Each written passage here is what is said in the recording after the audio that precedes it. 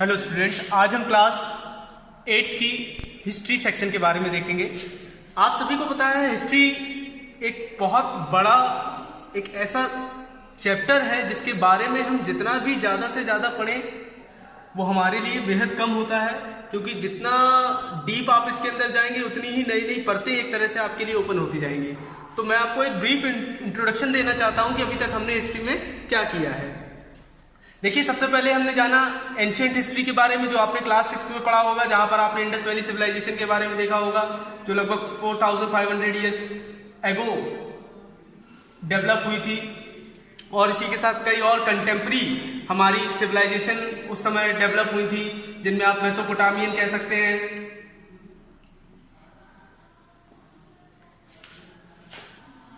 और Chinese civilisation भी इसी दौरान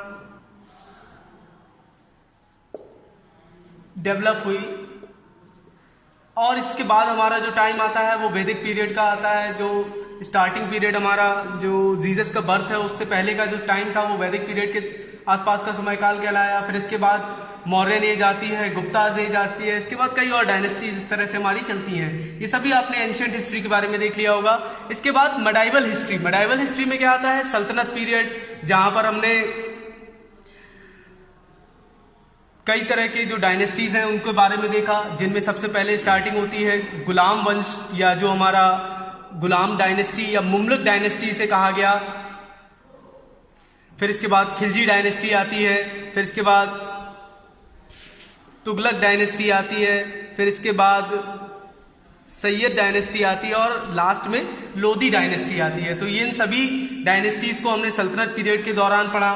फिर इसके बाद मुगल्स आते हैं, जो 1526 एडी में, जब बाबर का इब्राहिम लोदी के साथ इन्वेशन होता है, युद्ध होता है, और जिसमें बाबर की विजय होती है और वो भारत में एक मुगल एम्पायर का एस्टेब्लिशमेंट करता है। इस तरह से घटनाक्रम आगे चलता है।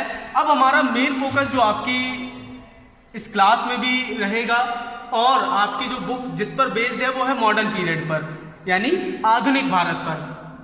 जब 1856 के बाद मुगल एम्पायर जो है वो इस्टेब्लिश हो गया अच्छे ढंग से और काफ़ी फलने फूलने लगा, तो जो पहले 6 राजा थे उन्होंने इसको इस्टेब्लिश करने में बहुत बड़ी भूमिका निभाई। इसके लिए मैं आपको एक एक्रोनियम बताता हूं। बादशाह,